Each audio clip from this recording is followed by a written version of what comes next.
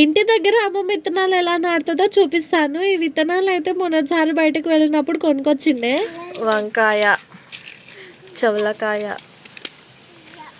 టమాటా, పాలకూర,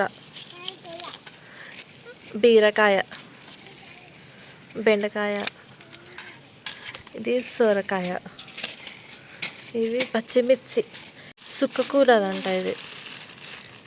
ఇంటి పక్కన అమ్మమ్మ బాగా ప్లేస్ నీట్గా చేసింది, అక్కడ మొత్తం నాటుదంట, చూపిస్తా. ఇదంతా ఖాళీ ప్లేస్ అయితే మా ఇంటి పక్కనే ఇన్ని రోజులు మొత్తం చెత్త చెత్తగా ఉండినది. అక్కడ మొత్తము అంటే వేసిన చెత్త కూడా మేమే ఇంట్లో తినడము, ఇంట్లో వాడుకోవడం, తీసి ఇతలకి వాడేయడం మాకైతే బాగా అలవాటు అయిపోయినది. ఎందుకంటే ఖాళీగా ఉండే కదా అన్నట్టుగా వేసినాము.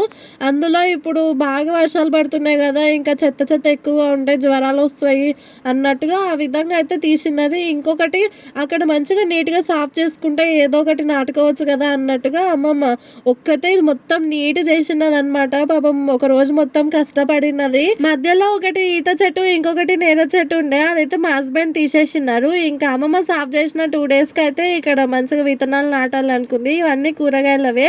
ఇప్పుడు వేసేటిది బెండకాయ విత్తనాలు 2 వరుసల్లో అక్కడ ఇక్కడ నాటింది, కొంచెం ప్లేస్ వదిలిపెట్టి. కొందరైతే అన్ని విత్తనాలు ఒకటే దగ్గర వేసి కొంచెం మొలకలు వచ్చిన తర్వాత అక్కడక్కడ నాటుకుంటారంట. మా అమ్మమ్మ అట్లా ఏం లేదు, డైరెక్ట్ గా కొంచెం లైట్ గా గుంత తీసి అందులో విత్తనం వేసి పూడ్చిపెట్టేసింది.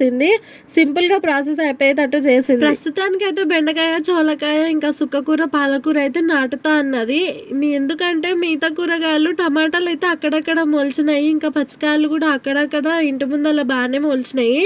అవి కొంచెం పెద్ద అయినాక తీసుకొచ్చి వీటి పక్కనే నాటుతా అని అన్నది అమ్మమ్మ. ఇంకా సొరకాయ, బీరకాయ అయితే అవి తీగ వాడతాయి కదా, ఇంకా వాటి గురించి మొత్తం కంప్లీట్ అయిపోయిన తర్వాత ఆలోచించాల్సింది ఉంటది. ఈ చోలకాయ, బెండకాయ అయితే ఈజీ ప్రాసెస్ గానీ నాటేసింది అమ్మమ్మ. జస్ట్ ఇట్లా నార్మల్ గా కొడవలతో కుంత తీసి అందులో విత్తనం వేసి బూడ్చి పెట్టేసింది. నెక్స్ట్ డే మళ్ళీ వాటి మీద వాటర్ చల్లుతుంటదంట. ఈ రోజు నాటిన తర్వాత ఏమయ్యానన్నది. ఇంకా ఇవి అయితే మామిడి చెట్లు, అంటే మేము చెప్పినాను కదా ఇంట్లో తినడం ఇతలకి పాడేయం ఖాళీ ప్లేస్ అని, అట్లా తిని మామిడికాయలు ఇట్లా పాడేస్తే ఈ విధంగా అక్కడక్కడ చెట్లు మొలిచిన్నాయి. ఇక్కడైతే మరీ గుత్తిగా కాసినాయి. 2, 3 కూడా కాదు, ఎక్కువనే చెట్లు ఒకటే దగ్గర పెరిగినాయి. ఇంకా అక్కడక్కడైతే మామిడి చెట్లు ఉన్నాయి, అవి అయితే అట్లనే ఉంచిండు మా హస్బెండ్. ఇక్కడ కూడా మామిడి చెట్టు, ఇది మధ్యలో ఒకటి నేరేడు చెట్టు ఉండే కానీ అది కొంచెం పెద్దగానే ఉన్నది, ఎందుకు తీసేసిండ్రో మరి. ఇక్కడనేమో జామ చెట్లు ఉన్నాయి, అక్కడక్కడనేమో టమాటా చెట్లు. ఇంకా నేను అవతల కూరలు ఏమన్నా వేస్ట్ అయ్యి ఉంటే ఇతలకి పాడేస్తాను కదా, ఆ విధంగా అవి అట్లా మొలిచిన్నాయి. జామ చెట్లు 2 పక్కన ఉన్నాయి, ఇంకా చాలా చెట్లు ఉన్నాయి. అన్నీ ఎక్కువ ఎందుకు ఉంచుకోవడం అన్నట్టుగా తీసేసినారు.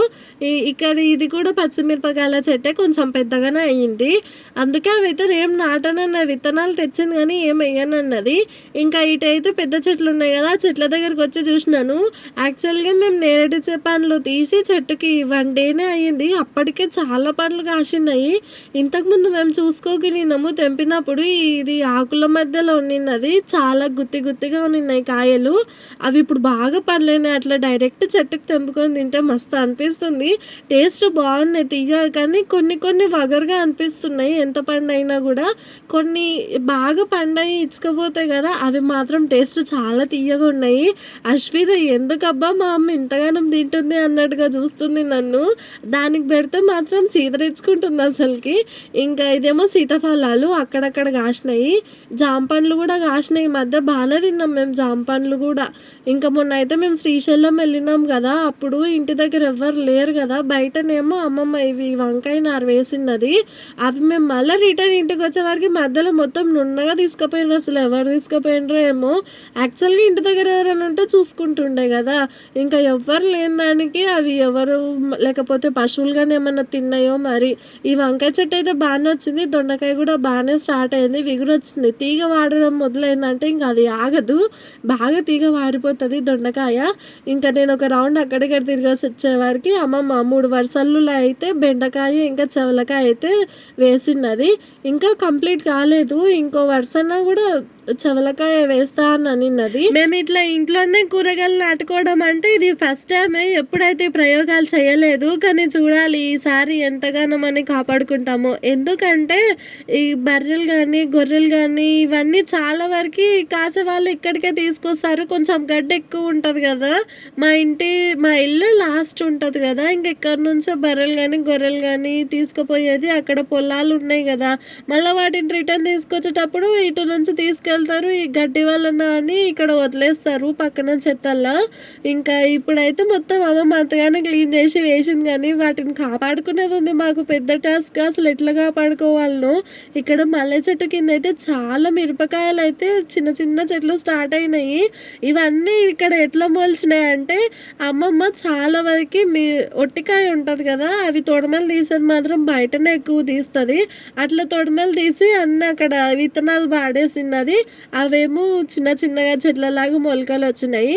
అవి కొంచెం జర పెద్దగా అయిన తర్వాత తీసి ఇప్పుడు విత్తనాలు అక్కడ వేసింది కదా, వాటి పక్కన అయితే నాటుతాను అని చెప్పింది. మా అమ్మమ్మ ఏ పని కానీ షార్ట్ కట్ లో కంప్లీట్ అయిపోయేటట్టు చూస్తుంది. అశ్వితకి నేరేడు పని ఇస్తే ఎక్స్ప్రెషన్ ఆ విధంగా పెడుతుంది, ఎందుకంటే అది కొంచెం వగర్లాగా ఉంది. క్యూట్ పాప ఎక్స్ప్రెషన్లు అయితే భలే మారుస్తుంది.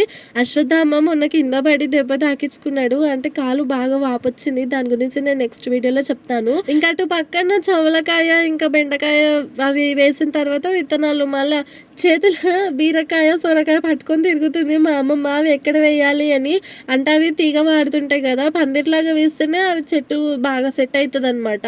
ఇక్కడనేమో అక్కడక్కడ శంఖం పూల చెట్లు మొలిచినాయి. శంఖం పూలు చాలా మంచివి అంట కదా హెల్త్కి. అవి పెద్దగా అయిన తర్వాత వాటి గురించి ఎన్ని ఉపయోగాలు ఉన్నాయో అవన్నీ ట్రై చేయాలనుకుంటున్నాం మేమైతే. ఇంకా అక్కడక్కడ కింద బాగా మిరప ఇంకా టమాటాలు అక్కడ సైడ్ కూడా బాగా మొలిచినాయి. చిక్కుడుకాయ అయితే ఫుల్గా ఉంది. ఇటు కూడా మొత్తం తడకంచున అంతా అది మిరపకాయనే చూడండి చిన్న చిన్నగా. అమ్మమ్మ తొడమలు తీసి అక్కడ పాడేసిన దానికి అవన్నీ గానం పెరిగినాయి. మేము అనుకోలేదు అసలు నిజంగా అంత గానం అయితే అని. యాక్చువల్గా అమ్మమ్మకి కూడా తెలియదు, అందుకే అవి ప్యాకెట్లు తీసుకొచ్చింది, విత్తనాల ప్యాకెట్లు. ఇంకా ఈ విధంగా అయితే ఇన్ని గానం వేసేసింది. ఇక్కడ అయితే ఇవి కంప్లీట్ అయిపోయింది, అంటే ఒక్కొక్క విత్తనం వేసినందుకు అంత పెద్దగా కనిపిస్తుంది. ఈ నెక్స్ట్ ఏమో పాలకూర ఇంకా సుక్కకూర వేస్తా అన్నది. అవి అంత ఈజీ ప్రాసెస్ కాదంట కదా, అంటే పారతోన దువ్వి మొత్తము కొంచెం లోతుగా అన్ని విత్తనాలు వేయాలంట. అందుకని ఇక్కడ ఊడుస్తుంది ప్రస్తుతానికి. ఇది మొత్తం ఊడ్చి నీట్గా చేసిన తర్వాత పారతోన దువ్వి విత్తనం వేస్తా అని అన్నది. మా అమ్మమ్మకి వ్యవసాయ పనుల గురించి బాగా తెలుసు, బాగా అలవాటు. అంటే పెళ్లికి ముందు మొత్తం వ్యవసాయ పనులే చేసినదంట మా అమ్మమ్మ. ఇంకా మ్యారేజ్ అయినాకనే అవన్నీ లేవు, కాకపోతే ఇంకా కంపెనీలో ఇట్లా పనులు చేసుకుంటారు కదా, అట్లా అయితే వెళ్ళిందంట. ఎంతో కష్టం చేసే ఈడి వరకు వచ్చిన వాళ్ళు నిజంగా చాలా గ్రేట్ కదా మన పేరెంట్స్. ఎప్పుడైనా ఇట్లా విత్తనాలు నాటడం కానీ చెట్లు నాటడం కానీ చేస్తే అక్కడ ఏమాత్రం ప్లాస్టిక్ లేకుండా చూసుకోవడం బెస్ట్. ఎందుకంటే ఆ ప్లాస్టిక్ వల్ల చాలా వరకు అయితే మొక్కలు పెరగవు. ఇంకా వాటికి ఎరువుల లాగా మనం ఏంటివేంటివో అన్ని మందులు తీసుకొచ్చి వేయాల్సిన అవసరం అస్సలుగా లేదు. జస్ట్ మనం ఇంట్లో రోజు చెత్త వాడుతుంటాం కదా, ఉల్లిగడ్డ పొట్టు లేకపోతే టమాటావి పైనుంచి బొడ్డు కోసి పాడేస్తాం కదా, అవన్నీ చెత్త తీసుకొచ్చి వాటికి ఎరువుల్లాగా వేస్తే చెట్లు అయితే బాగా పొలుస్తాయి. ముఖ్యంగా కూరగాయల చెట్లకు ఆ విధంగా మనం వేస్టేజ్ అని పాడేసినవే బాగా పనికొస్తాయంట నాకు తెలిసినంత వరకు. అన్ని చెట్లకైనా చూసుకుంటే ఈ చెక్కుడు చెట్లు మాత్రమే అసలు మనం ఎంత కొట్టేసినా కూడా మళ్ళీ మాత్రం ఏదో ఒకటి పట్ట చిక్కుడుకాయ విత్తనం కానీ ఏదో ఒకటి మళ్ళీ పొలిచేస్తాయి, బాగా తీగ మారిపోతాయి. అవి ఎంత తీగ మారుతాయో అంత చెత్త చెత్తగా కనిపిస్తుంటది. మాకు వర్షాకాలం వచ్చిందంటే చిక్కుడుకాయ తినలేకనే మస్తు అవుతుంది. ఎందుకంటే ఆడ అంతగానో మొలిచింది కదా, వారానికి 5-6 సార్లు అవే సరిపోతుంది మాకు. ఇంక ముఖ్యంగా అందులో రొట్టెలు ఉంటేనే బాగుంటాయి, కానీ మేమేమో చాలా వరకు రొట్టెలు చేసుకోము. ఇదేమో తమలపాకు చెట్టు అమ్మ హైదరాబాద్ నుంచి తీసుకొచ్చినది. ఫస్ట్ అమ్మమ్మ నాటినప్పుడు బాగానే వచ్చింది, ఫుల్గా నిండుగా ఆకులు ఉన్నాయి. కానీ ఒకసారి మేము ఎప్పుడు బయటకి ఇట్లా ట్రిప్కి వెళ్ళినాము దేవుళ్ళ దగ్గరకు, ఏటో మరి గుర్తుకు లేదు. అప్పుడు మళ్ళీ మేము ఇంటికి రివర్స్ వచ్చే వరకు అసలు మొత్తం ఆకులే లేకుండా పోయినాయి. అంటే కళ్ళుకి మా ఇంటి ముందల నుంచే వెళ్తారు కదా, మా ఇంటి ముందే కదా కళ్ళు దుకాణము, అట్లా కళ్ళుకి వచ్చిన వాళ్ళు ఇంకా ఎవరో ఒకటి తెంపేసుకుని ఉంటారు. ఊర్లో ఇంక ఎట్లుంటుంది, చాలా మందికి ఆకులు తినే అలవాటు ఉంటుంది కదా, అట్లా అని తెంపేసినట్టున్నారు. ఇంకా అసలు మొత్తానికే రాకుండా అయింది. కిందనేమో అది మొత్తం అంతగానో వాడిపోయింది కదా, పైననేమో 4 ఆకులు ఉన్నాయి, అవి కూడా ముడత పట్టినట్టుగా ఉండింది. అవి ఉన్నాయి ఆకులు. ఇంకా ఇక్కడైతే అమ్మమ్మ సాఫ్ చేస్తుంది, అదే పాలకూరకి ఇంకా సుక్కకూర కోసం అని. సుక్కకూర విత్తనాలు అయితే భలే డిఫరెంట్గా ఉన్నాయి, చిన్న పూలలాగా ఉన్నాయి. ఇట్లా ఇంటి దగ్గర మేమైతే ఎప్పుడు కూరగాయలు వేసుకోలేదని చెప్పినాను కదా, ఒక చిక్కుడుగా మాత్రం వేసుకుని ఇంటిమి. అంటే ఇంకా అది సీజన్ బట్టి చాలా మంది ఇట్లా ఇంటి దగ్గర తీగలు వాడుతుంటాయి కదా, అట్లా అమ్మమ్మ చూసి అడిగితే ఎవరో ఒకరు ఇచ్చినారు, అట్లా అమ్మమ్మ నాటినది.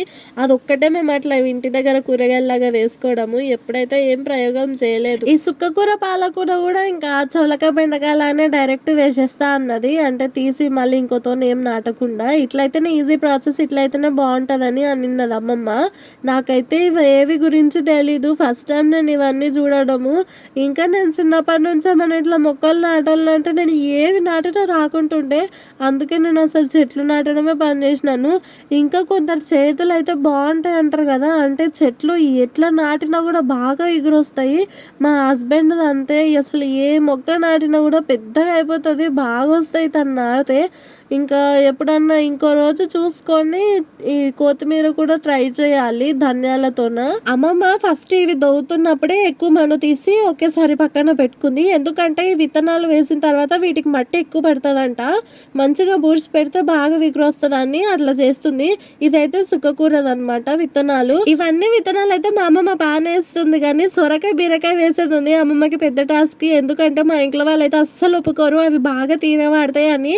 లాస్ట్ టైం ఇట్లనే ఇదే ప్లేస్ లో దానంతలకు అదే సొరకాయ మొలిచిన్నది, అది బాగా తీగవారని కానీ ఒక్క కాయ కూడా రాలేదు. బాగా తీగవారని కదా, అట్లా పాము పైకెక్కి సజ్జమీనికి పైన పాంపూస వదిలిపెట్టి వెళ్ళిపోయినది. మేము ఎప్పుడో పనుండి ఆ సజ్జ ఎక్కితే అక్కడ పాంపూస పెద్దగా ఉండినది. ఇంకా అప్పుడైతే అమ్మమ్మని ఫుల్గా తిట్టిర్రు, అంతా సీదా అయిందందుకే పాము వచ్చిందని. ఆ భయానికి అమ్మమ్మ అప్పటి నుంచి తిరుగుతూ నిన్నది అసలు వేడేయాలి ఎక్కడేయాలి అని.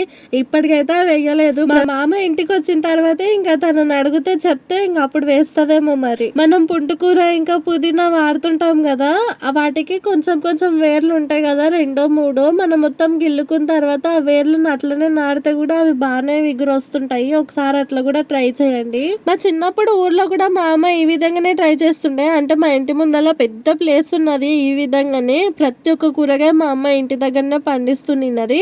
ఒక్కసారి పుంటుకూర నాటిందంటే దానికి డైరెక్ట్ పుంటుకూర చెట్టుకే తెంపేస్తున్నది, తెంపిన తర్వాత ఉత్త కాడలకి మళ్ళీ విగురొస్తున్నది. అట్లనే 4-5 సార్లు తెంపినాక ఇంకా చెట్లను తీసేస్తున్నది. ఇంటి ముందే కానీ ఇంటి పక్కల కానీ ఇట్లా ప్లేస్ ఎక్కువ ఉంటే కూరగాయలు పండించుకోవడానికి బాగా ఉపయోగం ఉంటుంది కదా, న్యాచురల్ కూడా పండించుకొని తినడానికి ట్రై చేద్దాం అందరము.